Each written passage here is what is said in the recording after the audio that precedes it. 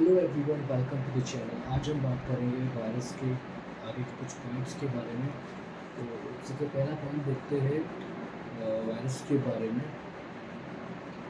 Virus जो होता है जीवित कोशिका के बाहर जो होता है रवेदार होता है। रवेदार अर्थात वो कणमय होता है या दानेदार होता है, जैसे शक्कर के कैसे दाने होते हैं उस तरह से वायरस जीवित कोशिका के बाहर या मेजबान कोशिका के बाहर दानेदार होता है।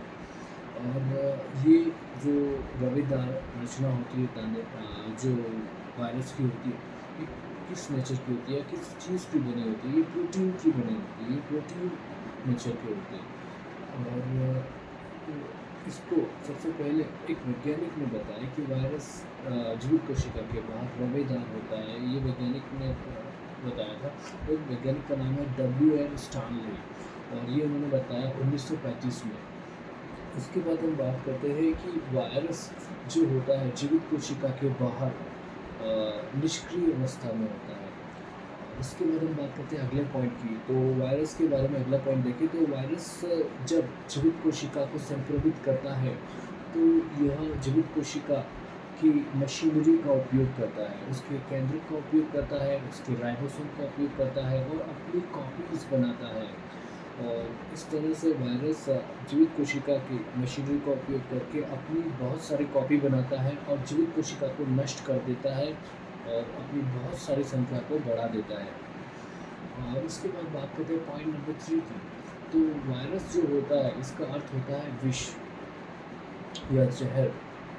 तो वायरस जो होता है जीवन को नष्ट कर सकता है या फिर यह स्वास्थ्य पर घातक प्रभाव डाल सकता है।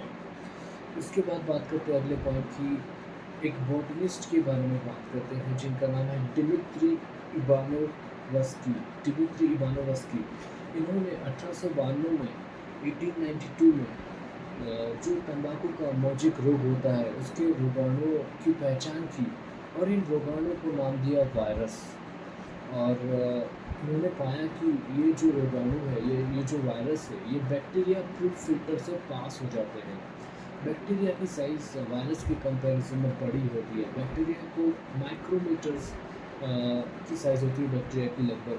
तो इन्हें प्रकाश माइक्रोस्कोप से देखा जाता है, लेकिन वायरस की साइज़ बहुत छोटी होती है। इन्हें ये लगभग नैनोमीटर्स में होते हैं और इन्हें इलेक्ट्रॉन माइक्रोस्कोप से देखा जाता है। और इस वजह से छोटी साइज़ होती है वायरस की, इस वजह से ये बैक्टीरिया प्रूफ फिल्टर से पास हो जाते हैं। इसके बाद हम बात करते हैं अगले पॉइंट की।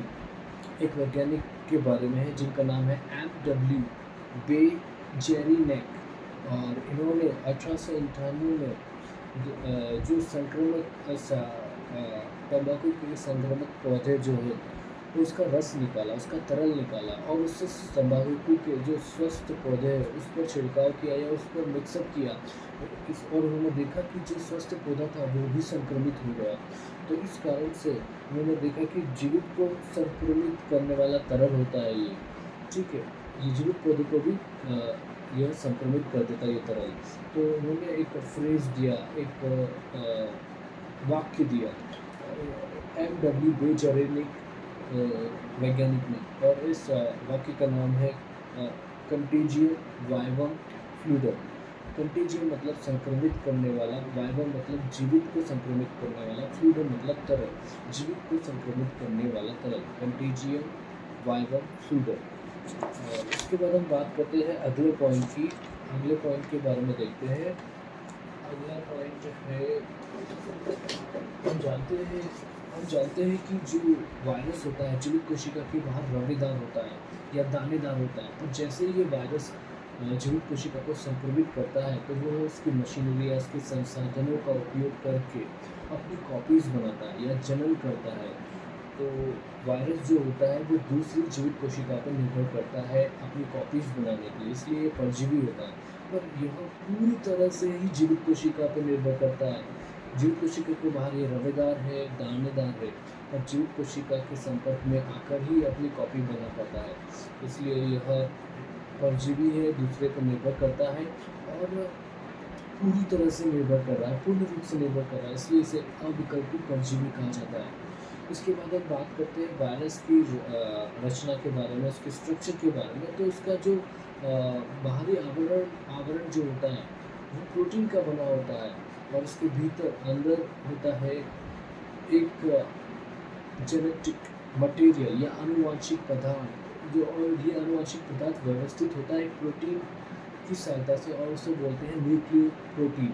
तो वायरस में जो न्यूक्लियो प्रोटीन होता है और आनुवांशिक पदार्थ होता है, ये दोनों के दोनों ही संक्रामक होते हैं। न्यूक्लियो प्रोटीन या कैंडक प्रोटीन जिसे हम कहते हैं, तो ये दोनों न्यूक्लियो प्रोटीन और इसका जो आनुवंशिक पदार्थ है ये संक्रामक होते हैं। और वायरस में आनुवंशिक पदार्थ कौन से होते हैं? तो इसमें आरएनए या डीएनए दोनों दोनों ही तरह के आनुवंशिक पदार्थ पाए जाते हैं, परंतु इनमें दोनों एक साथ नहीं होते, इनमें आरएनए और डीएनए साथ में उपस्थित नहीं होते।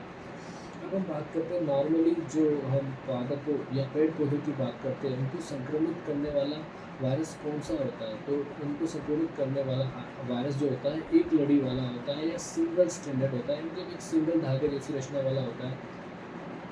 तो जो पौधों को संक्रमित करने वाला वायरस होता है वो सिंगल स्ट्रैंडेड आरएनए होता है नॉर्मली, या प्राय सिंगल स्ट्रैंडेड आरएनए होता है।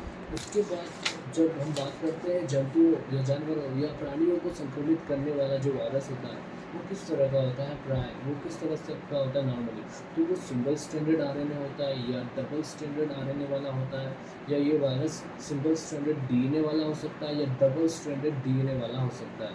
इस तरह से इनमें से कोई सा भी प्रकार का वायरस प्राणियों या जंतुओं या जानवरों को संक्रमित कर सकता है।